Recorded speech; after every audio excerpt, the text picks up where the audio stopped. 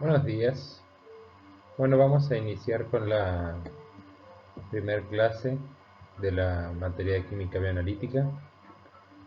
Es una clase que está pensada para hacer una pequeña introducción y repaso a algunos conceptos que seguramente ustedes ya deben haber visto en algunos otros cursos, sobre todo en la química analítica, el curso de química analítica previo a este. En esta diapositiva pueden ver el contenido de la clase, básicamente hacer un repaso sobre lo que es el proceso de medida química, el plan de muestreo, las operaciones previas dentro del proceso de medida química, pretratamiento y tratamiento de muestra, adquisición y tratamiento de datos, y un concepto que considero trascendental y sobre el cual me gustaría hacer algún énfasis, que es el de la calidad en el ámbito de la química analítica. Como ustedes saben, la química analítica es una ciencia dentro de la química que se ocupa de la información química principalmente, aunque también información de otra naturaleza, y el objetivo principal es aportar información verídica, eficaz y a tiempo sobre un sistema bajo estudio, un sistema material bajo estudio, para luego poder tomar alguna decisión. La información que se obtiene está vinculada con la composición de la materia desde el punto de vista cualitativo, cuantitativo y estructural, y en algunos casos también incluye el factor tiempo, es decir, vemos la composición temporal. Bueno, seguramente recordarán las definiciones de química analítica y de las propiedades de la química analítica, pero aquí vamos a hacer un pequeño repaso para ordenarlas conceptualmente y recaer finalmente sobre el concepto de la calidad analítica, como les mencionaba recién. Si bien para el resto de la materia vamos a ir usando otro libro más específico sobre química bioanalítica, este primer tema y esta primera parte del programa la vamos a consultar en prácticamente cualquier libro de química analítica, pero principalmente yo he utilizado para armar esta clase el libro de Miguel Valcárcel que se denomina Principios de Química Analítica.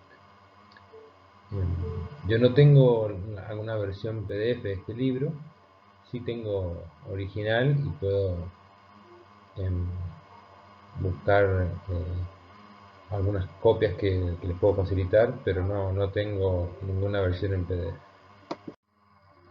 La química analítica involucra una palabra fundamental que hace en sí a la esencia de esta ciencia, es la palabra analizar.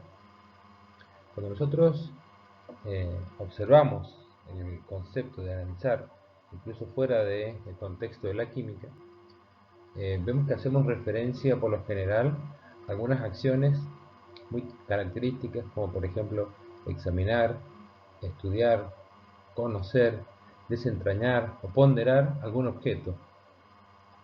Este objeto puede ser propiamente dicho un objeto, pero también puede ser un sistema, algún hecho, comportamientos, actitudes, entre otros.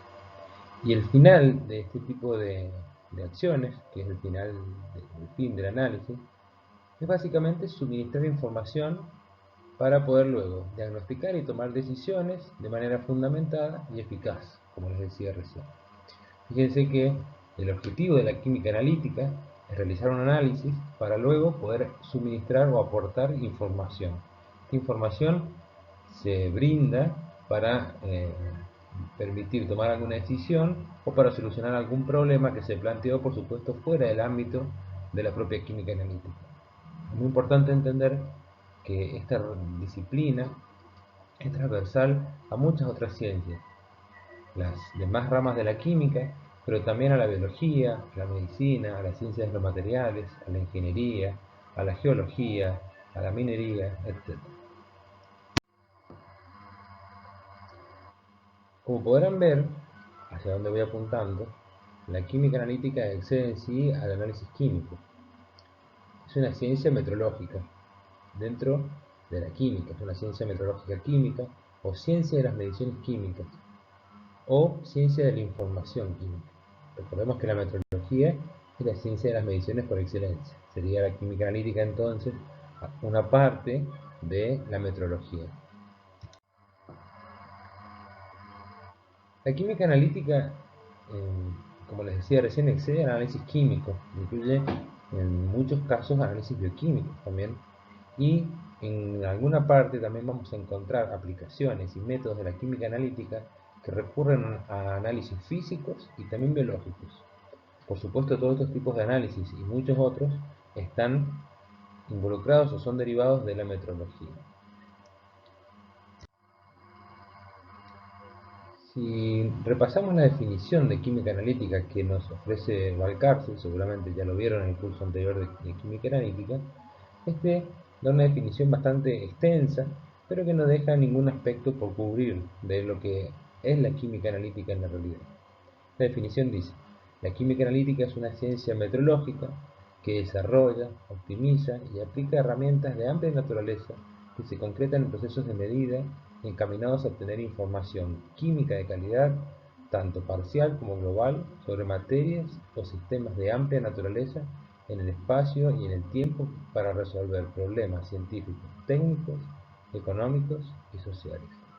Fíjense que dentro de esta definición, del texto de la definición, yo he resaltado con negrita algunos conceptos. La química analítica es una ciencia metrológica, aplica herramientas, pero además las desarrolla y las optimiza. La química analítica se concreta en procesos de medida que tienen como objetivo obtener información con cierta calidad para resolver problemas. Fíjense, estos aspectos de la química analítica son trascendentales, obtenerlos y tener una idea concreta de qué implica cada uno de ellos. Vamos a desarrollar en esta clase algunos de estos aspectos hasta culminar con el concepto de calidad. En primera medida vamos a observar los procesos de medida a los cuales hace referencia la definición de la química analítica. Un proceso de medida química es una sucesión de etapas, básicamente. Esas etapas son las que separan a la muestra, tal cual está en su estado natural, de la información que vamos a brindar, pensando en lo que hace la química analítica. Es decir, un proceso de medida de química, PMQ, se define como un conjunto de operaciones que separa la muestra, esta sin tomar, sin medir y sin tratar, de los resultados generados y expresados según los requerimientos del problema planteado. Supongamos que tenemos un objeto en su estado natural, al cual vamos a denominar muestra, o a una porción del objeto que pasa a ser la muestra. Cuando aún se encuentra en su estado natural, todavía no inicia el proceso de medida química. Una vez que interactuamos con él, inicia este proceso de medida química. ¿Cuál es la diferencia entre interactuar o no interactuar con un objeto en la naturaleza? Bueno, pues que un objeto en la naturaleza tiene una información intrínseca, por ejemplo, de cantidad de partículas que la componen, ciertas propiedades, densidad, peso, volumen, temperatura, potencial redox, lo que fuese, y al interactuar con él, indefectiblemente provocamos variaciones en estas propiedades. Por más ínfimas y pequeñas que sean, alguna variación provocamos. Esto implica que empezamos a cargar de incertidumbre a la información que naturalmente tiene este objeto. Cuando una porción de ese objeto pasa a ser una muestra, la introducimos en el proceso de medida química, empieza a aumentar la incertidumbre. Esa muestra es introducida en una sucesión de etapas, como les había dicho, que es el proceso de medida química, y al final de él obtenemos un informe que aporta o que contiene la información requerida originalmente. Difícilmente nosotros aplicamos un proceso de medida química sin ningún objetivo. Generalmente el objetivo es resolver algún problema que además fue planteado fuera del ámbito de nuestro laboratorio y fuera del ámbito de la química analítica probablemente. Puede haber provenido seguramente de algún otro estudio o de alguna otra situación que requiera de la química analítica para resolverlo. El proceso de medida química en sí, como les decía, es una sucesión de etapas que separa la muestra sin tomar, sin medir y sin tratar de los resultados. Tiene una cantidad de aspectos que hacen en sí de la definición del propio proceso de medida química. Originalmente el problema. ¿Cuál es el problema que da origen a nuestro análisis? ¿Por qué decidimos realizar un análisis sobre un determinado objeto? Según la naturaleza del problema, nosotros vamos a definir la muestra, los analitos, que son las sustancias que vamos a determinar, las herramientas que deberemos emplear para resolver este problema, la metodología de medida y algunas otras consideraciones que van a hacer en sí a la complejidad del proceso de medida química. Podemos ver en esta diapositiva eh, una analogía entre el proceso de medida química y una cinta transportadora en un proceso industrial, donde la muestra virtualmente ingresa en esta sucesión de etapas, va pasando por cada una de ellas, primero las operaciones previas, luego la medición y producción de la señal, siguiendo por la adquisición y tratamiento de datos y finalmente el informe de los resultados. Cada una de estas etapas tiene sus particularidades y sus complejidades. Nosotros tenemos que, como químicos, definir cada una de estas etapas del proceso de medida química y aplicar criterios químicos principalmente para decidir entre ellas cuál es la más adecuada. Además, cada una de estas etapas eh, están atravesadas o intervienen en ellas diferentes herramientas químicas o de otra naturaleza, como pueden ser aparatos, instrumentos, metodologías, las cuales deben tener algún tipo de calibración eh, para garantizar que su funcionamiento es tal cual el que se espera de ellos.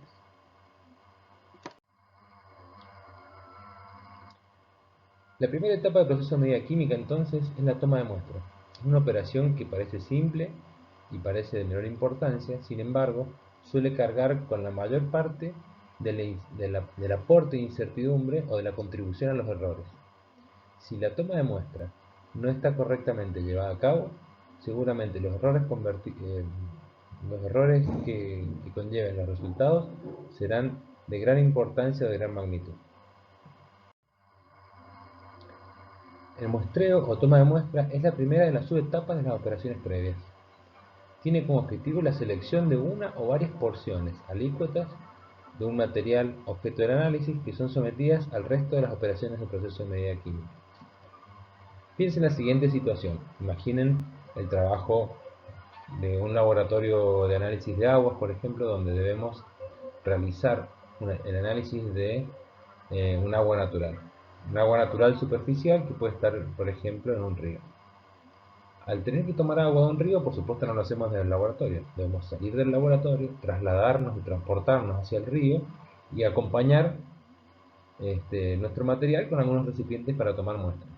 Bueno, la decisión que debemos tomar en ese momento es qué cantidad de muestras, es decir, qué volumen vamos a tomar, de qué lugar serán las tomas que vamos a realizar, las tomas de muestras, y cuántas muestras vamos a tomar. Una, dos, 4, 8, 10, 100, 200, 1000. ¿Cuántas muestras vamos a requerir y de qué volumen? Vamos a ir caminando, en un vehículo pequeño, en un vehículo grande. Todo eso hace a la planificación en lo que se denomina el plan de muestreo. Nosotros tenemos que definir eso, previo por supuesto a interactuar con la muestra, y esa definición no es caprichosa, sino que está sustentada en las exigencias de la información requerida por el problema. Cuando nosotros vamos a aplicar un plan de muestreo o una operación de toma de muestra, nosotros tenemos que, previo a realizar la operación propiamente dicha de toma de muestra, definir el problema analítico. Es decir, ¿cuál es la demanda de información concreta? ¿Qué información requiero? A partir de esa pregunta, tengo que definir cuál va a ser mi objeto de análisis y en base al objeto de análisis definir cuál va a ser la muestra. cuando defino una muestra tengo que definir su tamaño y la cantidad. Luego de definir la muestra, el tamaño y cantidad de muestras, realizo la operación de muestreo, la cual debe estar llevada a cabo de acuerdo a un procedimiento que está detallado en un plan de muestreo. Si el muestreo es adecuado, significa que yo pude, a través de mis operaciones y de mi criterio analítico, cumplir con la premisa de la representatividad. Es decir, mi porción pequeña del objeto tiene las mismas propiedades o estadísticamente es comparable con el objeto como estaba naturalmente. Si eso no ocurrió, implica que yo estoy frente a un sistema o a una situación de falta de representatividad. Por ende, hemos estado expuestos a algún tipo de heterogeneidad. Heterogeneidad implica que dentro del sistema material donde se encontraba la muestra, algunas de las propiedades cambian con el tiempo o con el espacio. Si cambian con el espacio, será una heterogeneidad espacial; si cambian con el tiempo, será una heterogeneidad temporal, o puede ser incluso que cambie con las dos variables, con el espacio y con el tiempo. En este caso tendré que rever mi plan de muestreo, rediseñarlo y adecuarlo a la situación de nuestra muestra. Bueno, si habíamos dicho que si la heterogeneidad del objeto existe, esta puede ser espacial o temporal. Y la heterogeneidad temporal puede ser continua o discontinua. ¿Qué implica heterogeneidad temporal? Pensemos en una industria donde en una cinta transportadora se van moviendo comprimidos que salen de una máquina que dispensa comprimidos de un determinado medicamento. Los comprimidos se obtienen luego de prensar un polvo en un determinado instrumento que generalmente tiene un carrusel donde hay varios pistones. Si alguno de esos pistones encargados de presionar el polvo no presiona, por ejemplo, con la presión establecida u optimizada, los comprimidos que salgan de ese pistón van a tener algún defecto. Desde el punto de vista de la farmacología y de la tecnología farmacéutica, esto es un problema que hace que pueda no cumplir con las especificaciones el medicamento. Entonces yo voy a observar en la cinta transportadora que a ciertos intervalos voy a encontrar un comprimido que no cumple con las especificaciones. De alguna manera, la muestra, que es los comprimidos que van pasando por la cinta, tiene una heterogeneidad porque tienen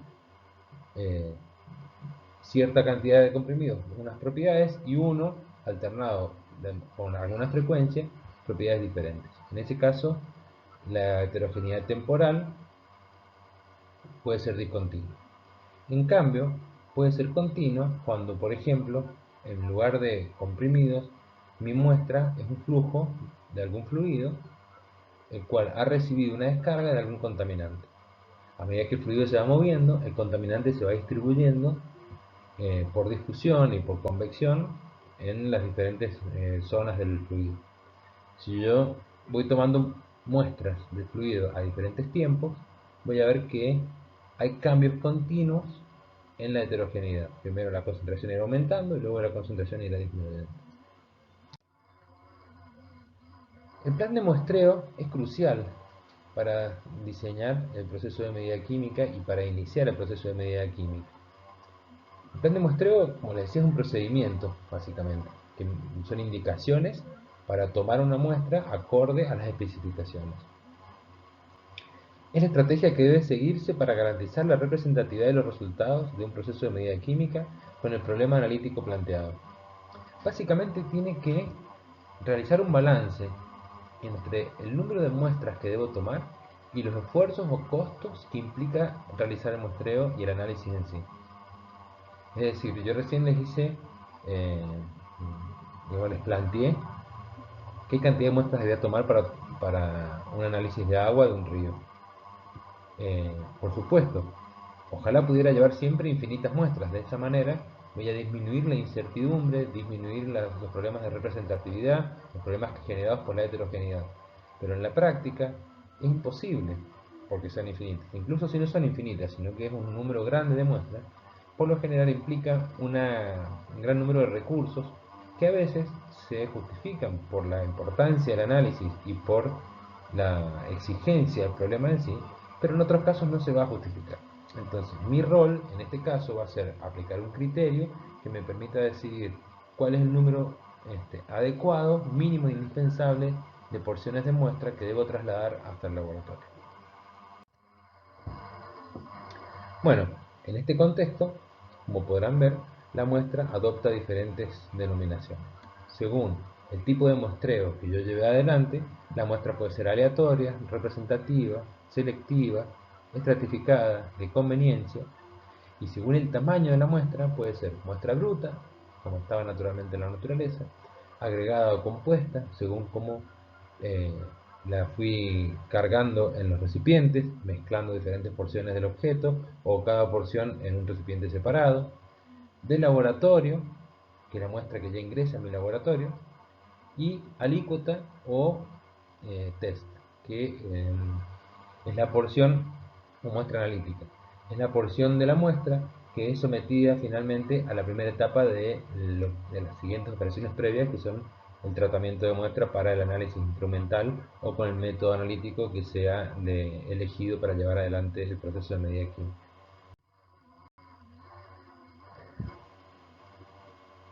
Bien, siguiendo con las operaciones previas, luego del muestreo, tienen como objetivo facilitar la viabilidad del proceso de medida química, mejorar las propiedades analíticas. Recuerden que las propiedades analíticas eran los indicadores de la calidad analítica. Las características de las operaciones previas, que son muy diferentes entre sí, tienen complejidad variable, tienen alta participación humana, en general son muy lentas, tienen y consumen entre el 70 y el 90% del tiempo total del análisis, introduce errores de gran magnitud y por lo general son costosas y riesgosas para los operadores. Si comparamos el proceso de medida química con el proceso de medida física, el proceso de medida física prácticamente no tiene operaciones previas. Implica medir una propiedad del sistema internacional. La masa, la corriente, el volumen, una propiedad óptica, directamente sobre un sistema material. En este esquema se ven algunos ejemplos de operaciones previas entre la muestra, luego del muestreo, y el análisis instrumental, o con algún método que no sea instrumental, pero que sea un método analítico. Fíjense que tenemos medidas de volumen y masa,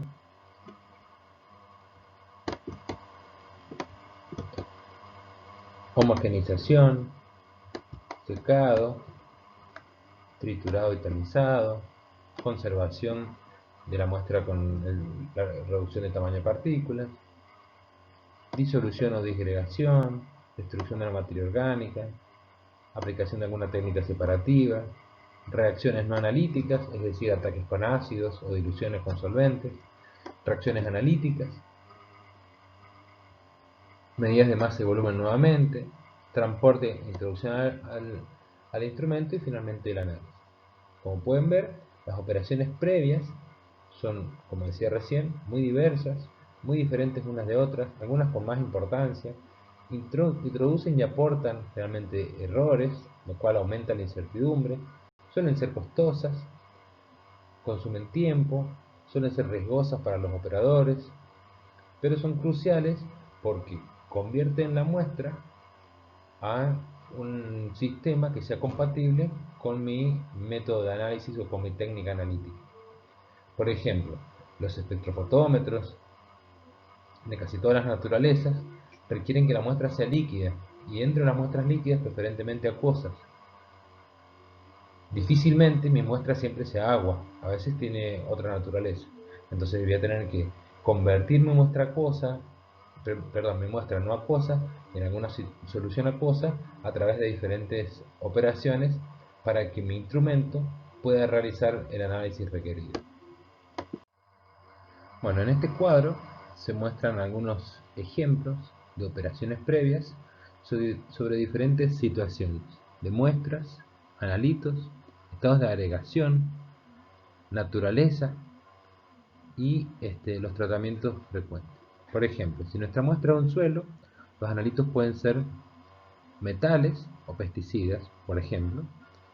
En ese caso, el estado de agregación es sólido para la muestra y la naturaleza de la matriz es inorgánica y del analito es inorgánico para metales y orgánico para los pesticidas.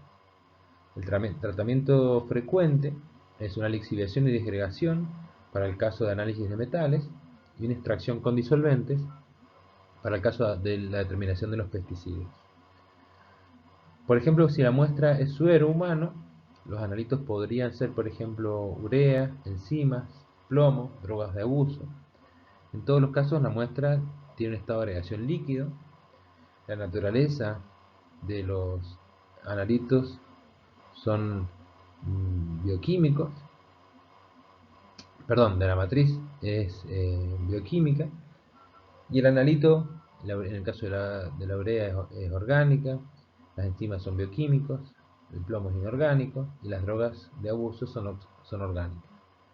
Los tratamientos de muestras frecuentes, para el caso de la urea es diálisis, para el caso de enzimas es dilución, para el caso de plomo en el suero es una mineralización y para el caso de drogas de abuso en el suero, para evaluar su contenido, es una extracción líquido-líquido o sólido-líquido.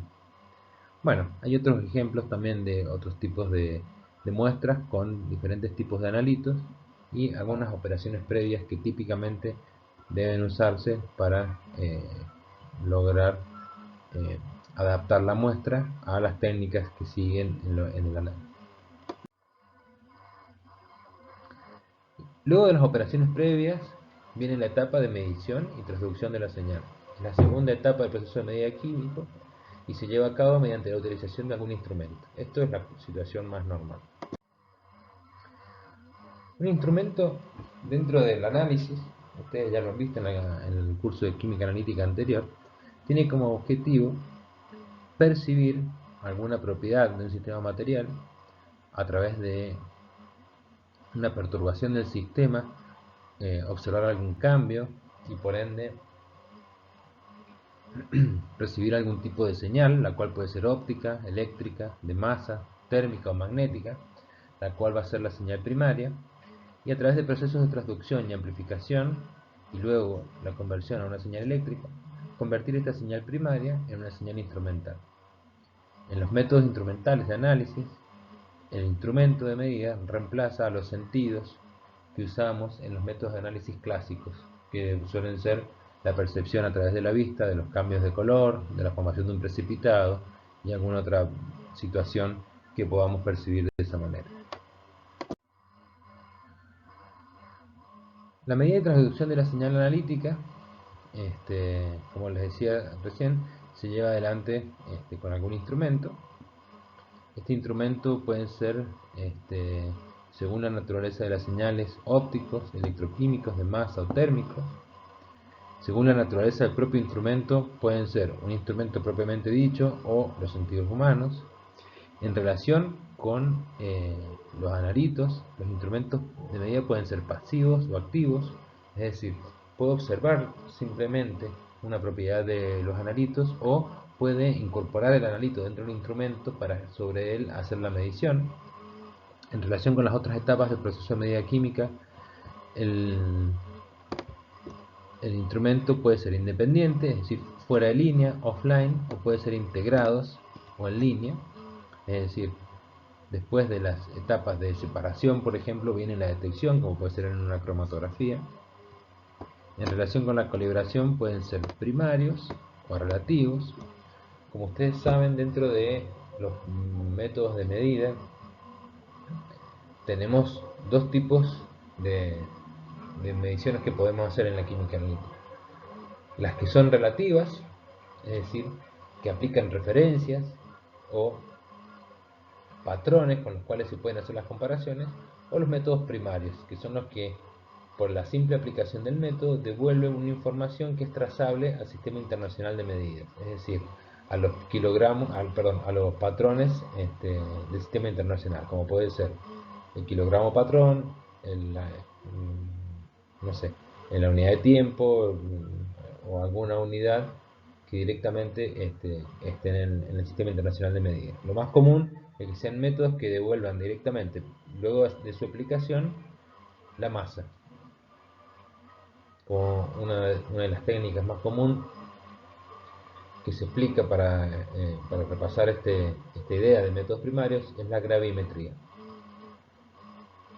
Y según la finalidad analítica, el instrumento puede ser cuantitativo, cualitativo, mixtos o estructurales. Y por último, el proceso de medida químico tiene la etapa de adquisición y tratamiento de datos. Esta es la tercera etapa del proceso de medida químico y puede definirse como el nexo entre el instrumento, es decir, la técnica, y los resultados expresados según los requerimientos. Esta tercera etapa del proceso de medida químico tiene, por un lado, la adquisición de las señales, la cual puede llevarse a cabo de manera manual, de manera automática o de manera semiautomática, dependiendo principalmente de la naturaleza de la técnica que estamos aplicando. Y por otro lado tenemos el tratamiento de datos, que puede ser, primero, contemplando los datos experimentales de las observaciones, y por otro lado, los datos tabulados, como pueden ser constantes físico-químicas, balances de ecuaciones según su estequiometría y algunas otras. La adquisición de señales y tratamiento de datos, como les decía recién, tiene por un lado los datos experimentales, que son los que se obtienen por un lado de las muestras y por otro lado de los estándares. Los datos tabulados son los datos que contienen los estándares químicos, que son datos certificados, las constantes físico-químicas, que son universalmente conocidas, los factores de conversión para llevar todos a los mismos sistemas de unidades, datos estadísticos, por ejemplo, como las constantes o los datos de los test estadísticos, como los valores de T, F críticos a diferentes niveles de confianza. Y toda esta información es introducida en un esquema de cálculo que es el tratamiento de datos. Dependiendo de la naturaleza de las señales y de los datos obtenidos, el tratamiento de datos puede ser muy simple y se podrá llevar a cabo de manera manual o con algoritmos relativamente fáciles de seguir, o requerirá de programas de cálculo para obtener información más compleja y de varias dimensiones, como puede ser recurrir a la álgebra con operaciones entre matrices. Finalmente, del tratamiento de datos se obtendrán los informes y los resultados, y con los resultados vamos a poder confeccionar el informe para aportar la información requerida según el problema analítico planteado. Dentro de la definición de química analítica, luego de los procesos de medidas, los cuales son la parte concreta de la química analítica, pasamos a enfocarnos en el concepto de información. Los procesos de medida son aplicados en el contexto de la química analítica para obtener una información que nos va a permitir resolver un problema que previamente se ha planteado. La información generada por los procesos o en los procesos químico-analíticos puede ser química, es decir, estar vinculada a la presencia o concentración de especies inorgánicas y orgánicas, puede estar vinculada a la estructura de la materia o a la superficie de la materia. Pero la información no solo puede ser química, sino que también puede ser bioquímica y estar vinculada a la presencia, concentración y actividad de enzimas u otras biomoléculas, o puede ser biológica y estar vinculada a la presencia y concentración de microorganismos o la presencia y concentración de alergenos. Estos son simplemente ejemplos. Las técnicas que se utilizan en microbiología, por ejemplo, para seguir cinéticas de crecimiento microbiano o algún otro tipo de métodos, hacen uso de técnicas analíticas muy bien desarrolladas y ya bastante maduras, como las espectrofotometrías, por ejemplo. Fíjense que luego del concepto de información en el contexto de la química analítica, surge una calificación de la misma, que es la calidad. Es decir, hablamos de información química de calidad. Y cuando nos referimos a calidad, hacemos referencia al aspecto de referencia o referencial de la química analítica. Algo mencionamos recién. Nunca la química analítica, eh, o prácticamente nunca, es una cuestión absoluta, sino que nos permite establecer o caracterizar la entidad de un sistema material a través de comparaciones con otros sistemas parecidos o de su misma especie. Bueno, eso en sí es la aplicación de los conceptos de calidad. Comparar un determinado sistema con otros de su misma especie para inferir propiedades o características simplemente de la deducción de la comparación de las propiedades. La información en la química analítica tiene diferentes eh, calidades, si se quiere, en base a la cantidad de información que se puede obtener. Si uno piensa en un sistema material, el cual está en su estado natural, previo a que nosotros interactuemos con él en la operación de tratamiento de muestra, decimos que este sistema material tiene una determinada cantidad de información que le es propia. La denominamos información intrínseca. Esta información intrínseca posee una calidad ideal, es decir, es la información concreta y real que existe en este sistema, pero que es imposible de obtenerse en la práctica. Es decir, por eso se denomina calidad ideal, es la información real que tiene un determinado sistema. Como por ejemplo, yo les puedo preguntar para un determinado sistema qué cantidad de átomos tiene. Si bien podemos calcularlo de manera muy fácil a través de la masa y algunas constantes, sin embargo, nunca vamos a saber exactamente o con la verdad absoluta cuántos átomos hay. Podemos aproximarnos muy cerca al valor verdadero, pero no vamos a poder saber en la práctica realmente cuántos átomos hay. El número exacto de átomos presente en un sistema es la información intrínseca de ese sistema. Está vinculado a la veracidad de la información y la calidad es ideal porque no es eh, obtenible en la práctica. Lo que es real y lo que ocurre en la mesada de nuestro laboratorio es que somos capaces de obtener una información a la cual podemos considerar verdadera, que está muy cerca de la información verdadera, pero que no es la información en sí. Esta información de altísima calidad se denomina información verdadera y su calidad es calidad de referencia o referencial. Es la cual vamos a usar para compararnos cuando queremos establecer un alto estándar de calidad. Esta información, por supuesto, tiene una exactitud bastante grande, porque estamos diciendo que estamos cerca del valor real, y su incertidumbre es muy pequeña, pero tiene incertidumbre. Fuera de estos casos particulares donde estamos frente a información considerada verdadera, en un laboratorio, está lo que normalmente y de forma rutinaria ocurre en una mesada de laboratorio. Estamos hablando de situaciones donde la información analítica generada tiene una calidad real. En este caso, la exactitud es mucho menor y la incertidumbre es mayor.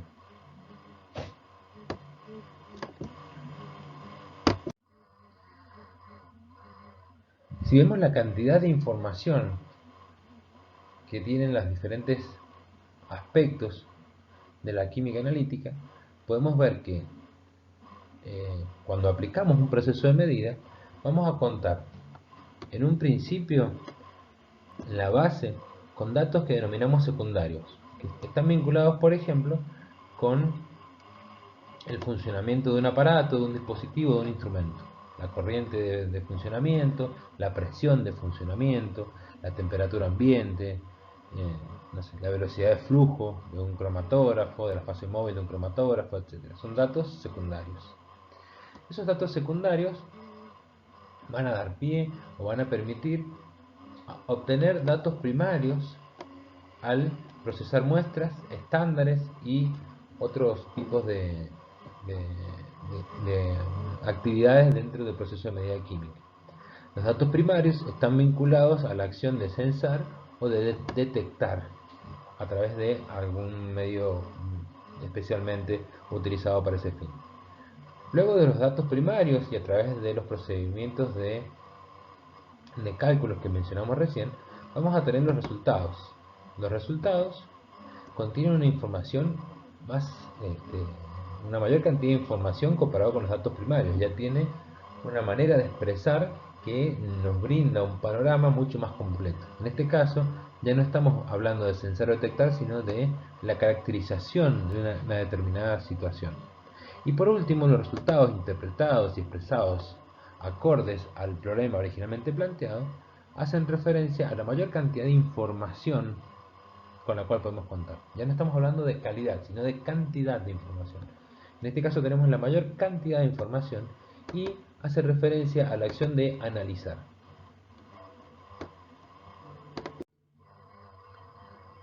Bueno, en este contexto es importante definir una serie de conceptos que los van a encontrar en la bibliografía, haciendo referencias a veces a lo mismo, pero que tienen sus diferencias.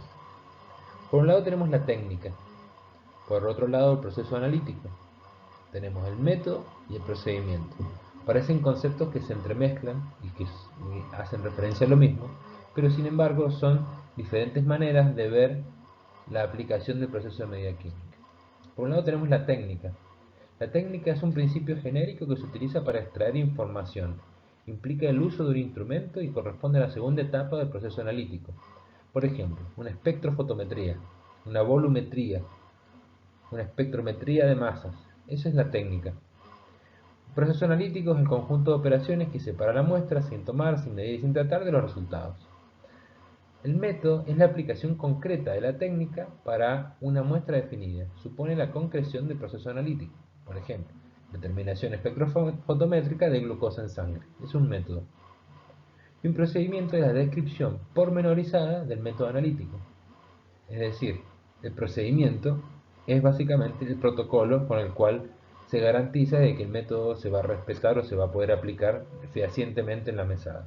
Son las indicaciones de cada una de las etapas que me garantizan que voy a convertir la muestra en los resultados que se esperan luego de aplicar un determinado método.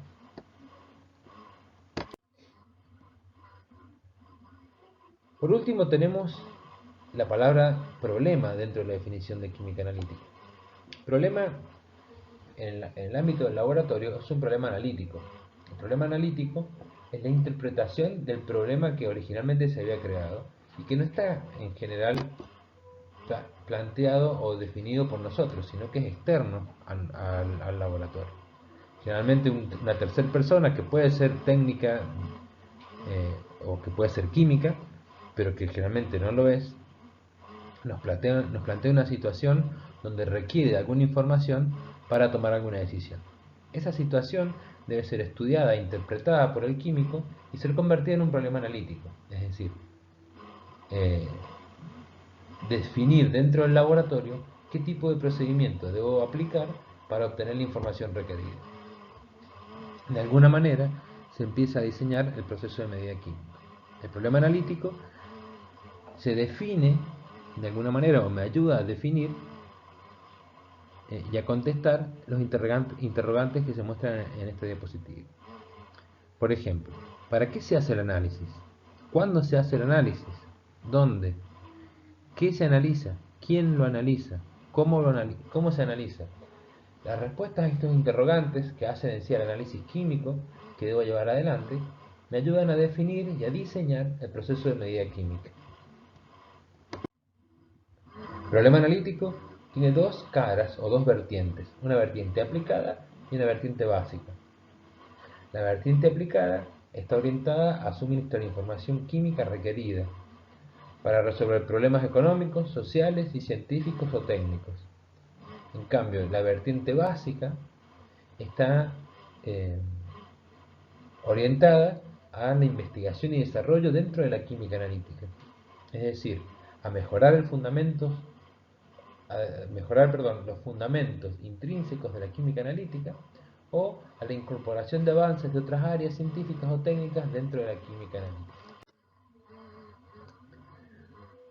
Las etapas generales para el planteo y resolución de problemas analíticos son, primero, identificación y confirmación de las necesidades de información. Es decir, frente a un problema real, identificar y confirmar que realmente se necesita información que puede proveerse desde la química analítica. En una segunda etapa, definir qué información es la que se requiere. Luego de ello, planificar la estrategia requerida. Hasta aquí hemos pasado por las etapas que nos permiten hacer la selección del método. Luego, monitorear los resultados, es decir, aplicar alguna estrategia que me permita validar. ¿Qué implica validar? Bueno, dar alguna garantía de que los resultados están bien o tienen cierta calidad. Si esta operación de validación pasa la comprobación, bueno, el problema está resuelto. Si no pasa la comprobación, entonces debo aplicar alguna acción correctiva. ¿Cómo voy haciendo las acciones correctivas? Y de abajo hacia arriba. Reviso la planificación de la estrategia requerida, reviso la definición de la información analítica requerida, reviso la identificación y confirmación de las necesidades de información, y así hasta que vuelvo a plantear el problema desde el principio si es que no logro mejorar la calidad o la comprobación de la calidad de los resultados. Ya que tanto hemos hablado de calidad, vamos a intentar definirla y hablar un poco sobre los aspectos de la calidad desde la química analítica. La calidad puede definirse como el conjunto de características, propiedades, atributos, capacidades que tiene una entidad que la hacen igual, mejor o peor que otras de su especie. La calidad analítica se materializa en un conjunto de propiedades que en definitiva son sus indicadores de calidad.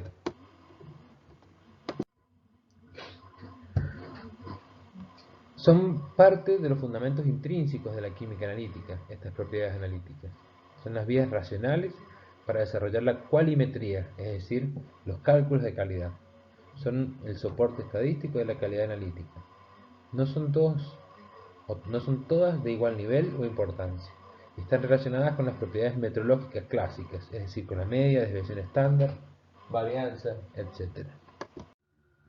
Como habíamos dicho, las propiedades analíticas no son todas iguales, no tienen la misma jerarquía y algunas tienen más importancia que otras. Sin embargo, todas ellas son de utilidad para poder evaluar e inferir la calidad de un proceso de medida química.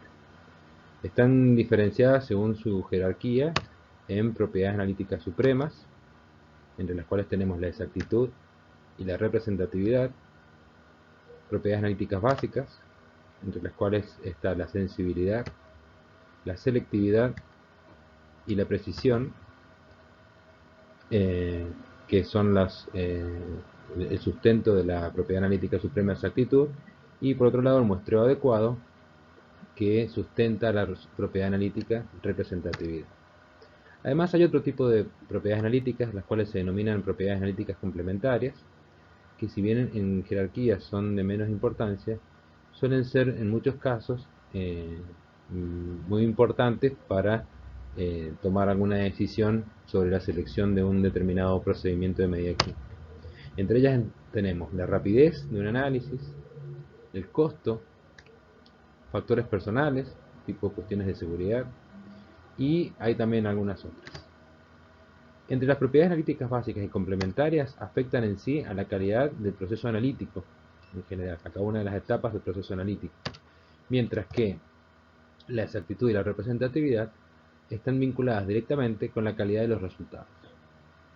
Es importante tener en cuenta que en este esquema lo que queremos hacer es encontrar vías racionales para evaluar la calidad del proceso de medida química y poder compararlos con otros para ver si es mejor, igual o peor, tal cual era la definición de calidad. Vamos a hacer un pequeño repaso sobre cada uno de estos conceptos. Entendemos que seguramente en en materia, sobre todo en el primer curso de analítica pueden haberlos visto, y también en los cursos de estadística.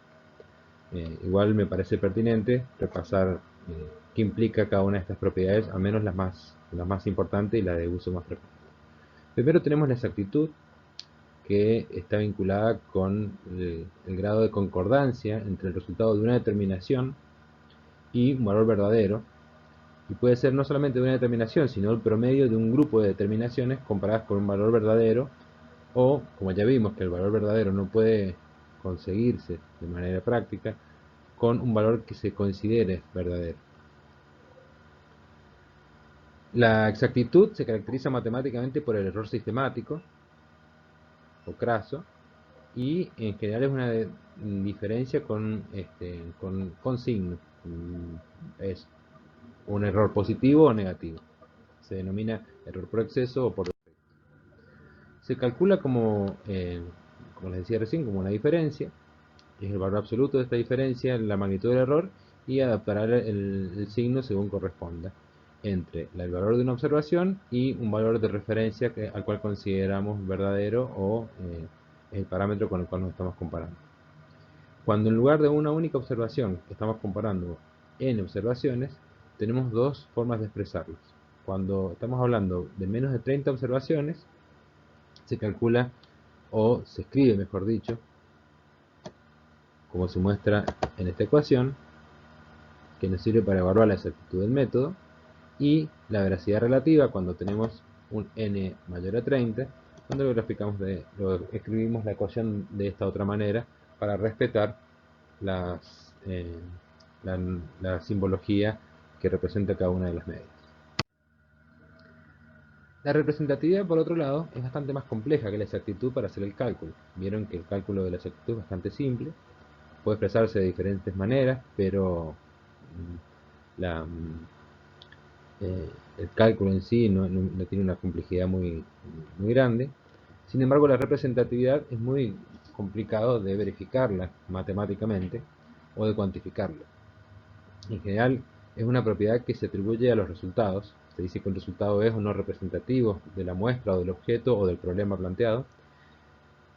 Tiene como soporte básico el muestreo adecuado, como habíamos dicho recién, y está relacionada con la expansión del rol del químico analítico fuera del laboratorio de análisis, porque está vinculado o está afectada directamente con las operaciones de toma de muestra, o algunas de las operaciones previas, pero principalmente con la toma de muestra. La verificación de la representatividad es una tarea bastante compleja, requiere mucha experiencia y conocimiento sobre el método que estamos aplicando, y además sobre el problema que estamos procurando resolver.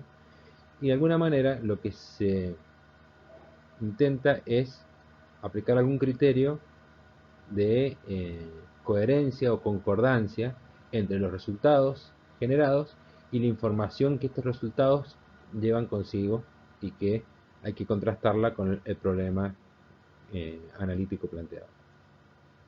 Como vemos, habíamos dicho, el PMQ, el proceso de medida química, inicia con un problema, se convierte en un problema analítico donde definimos nuestro objeto de análisis, la muestra, ingresa a las diferentes etapas del proceso de medida química, obtenemos los resultados, los cuales son volcados en un informe que con una interpretación adecuada nos permitirá inferir la concordancia o coherencia de esta información, primero con las etapas del proceso de medida química, con la muestra tomada y el objeto analizado, con el problema analítico planteado inicialmente, y finalmente con el problema real que dio origen al análisis. ¿Cómo vemos la concordancia? Bueno, tenemos un primer criterio, que es el criterio que nos da la información sobre el problema.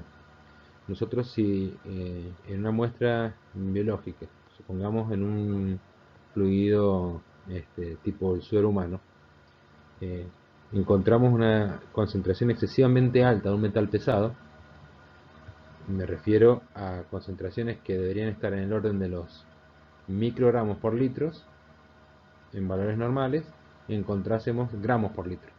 1 gramo por litro de un metal pesado, tipo arsénico o plomo. Bueno, lo más probable es que este resultado esté mal. Sería muy difícil analizar suero y que en apariencia no nos indique que tiene alguna alteración tan grande como para tener gramos por litro de plomo. Ese sería, por ejemplo, un primer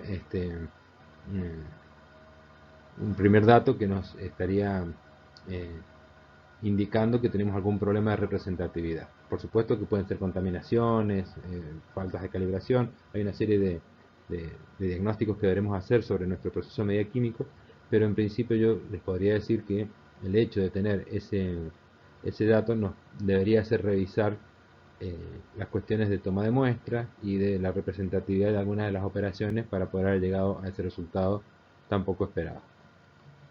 Bueno, siempre esto está soportado y sustentado por estadística, por la quimiometría, y en muchas ocasiones cuando no tenemos herramientas suficientes dentro de nuestra disciplina para dar respuesta a la coherencia de los resultados con la información requerida, es cuando la química analítica aplica o recurre a su faz interdisciplinaria a través de consultas con otras áreas y científicas y técnicas. Las propiedades analíticas básicas habíamos dicho que eran la precisión, la sensibilidad y la selectividad. Y tenemos también el muestreo adecuado.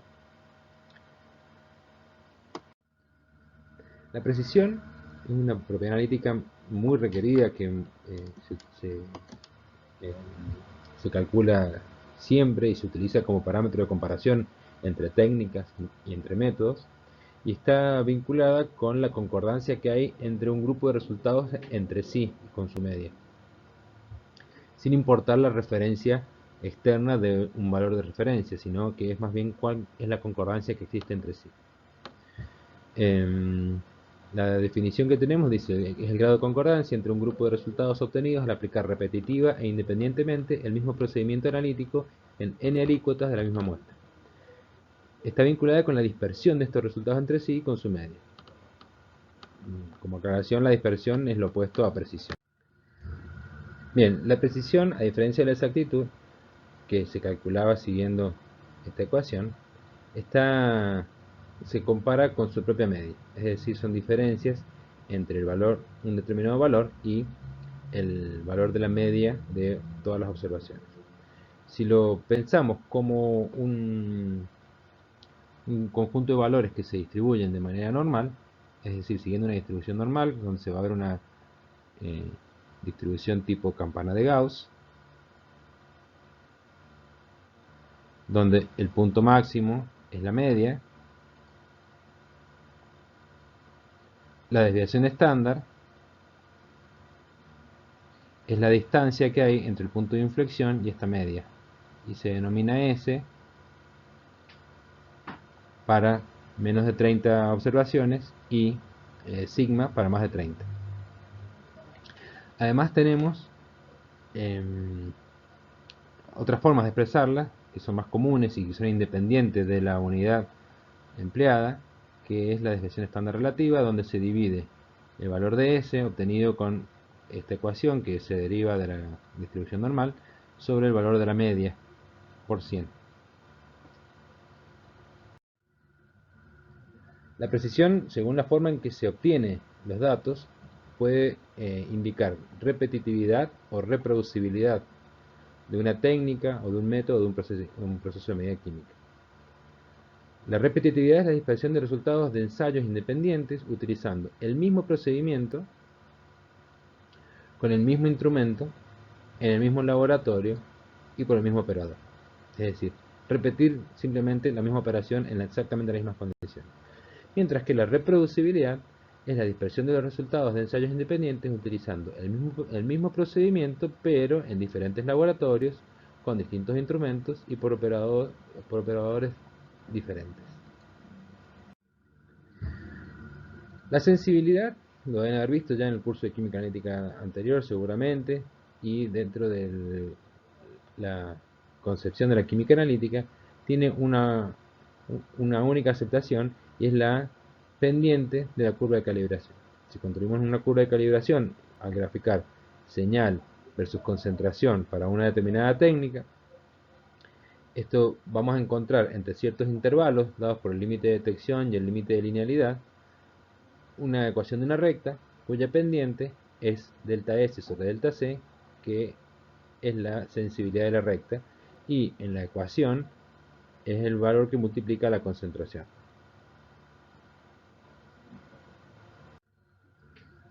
La selectividad, por otro lado, es la capacidad de un método o procedimiento analítico para originar resultados que dependen en forma exclusiva del analito para su identificación o cuantificación en la muestra. Básicamente, la ecuación de la recta que vimos recién para la curva de calibración aparecen n términos que van a tener sensibilidades y concentraciones para otras especies que están presentes en una muestra y que van a afectar la medición realizada. Un método selectivo, si logramos que todos estos términos sean despreciables frente al término principal, que es el término de la sensibilidad para nuestro analito multiplicado por su concentración. La selectividad se materializa en las interferencias, que son perturbaciones que alteran algunas, varias o todas las etapas del proceso analítico y por tanto a los resultados analíticos que se ven afectados por errores sistemáticos. Las interferencias pueden ser, según la técnica y el procedimiento del cual estemos hablando, pueden ser de diferente origen, de diferentes signos, pueden tener diferentes efectos y pueden tener mecanismos diferentes con relación al analito. Es muy importante cuando vamos a aplicar una técnica que tengamos una información concreta y muy acabada sobre las interferencias que podemos enfrentar al utilizarla. Si bien este es un esquema general, habrá que repetirlo para cada técnica en particular y ver cuál es la situación de este tipo de clasificación. Bueno, y hay otras propiedades analíticas como son la rapidez, costos y factores personales.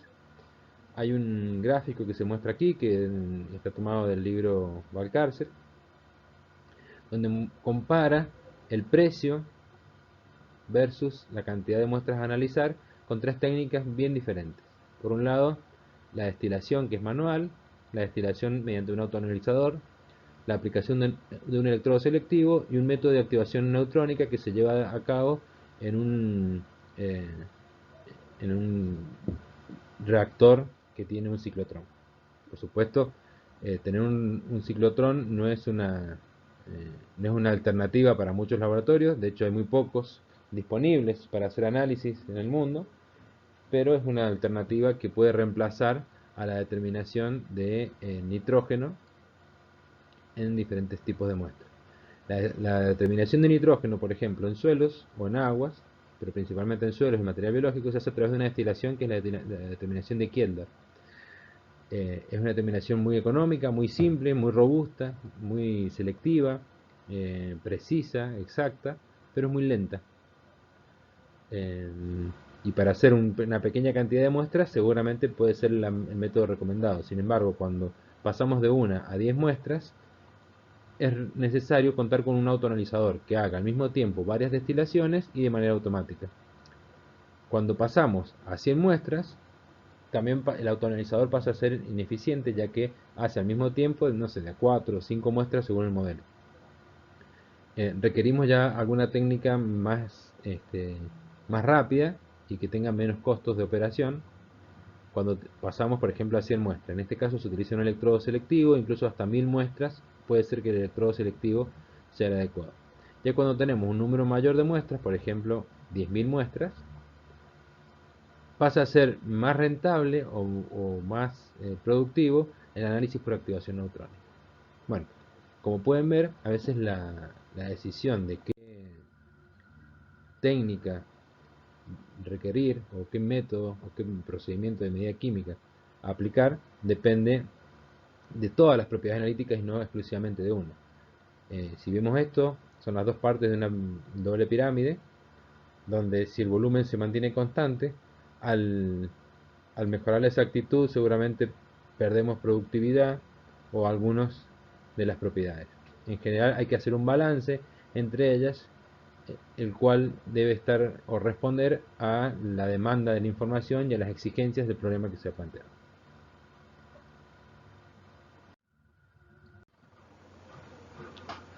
Bien, mostramos aquí otros tipos de propiedades analíticas como la veracidad, trazabilidad e incertidumbre, que también pueden ser empleadas para hacer evaluaciones sobre la calidad de los procedimientos de medida química o los procesos de medida química. La robustez, una propiedad analítica que la van a encontrar seguramente en alguna bibliografía. Es muy interesante también su determinación y está definida como una propiedad de un método analítico y describe la resistencia al cambio de respuesta frente a pequeños cambios de las condiciones experimentales. Bueno, y aparecen otras propiedades analíticas que les dejo ahí para que ustedes investiguen.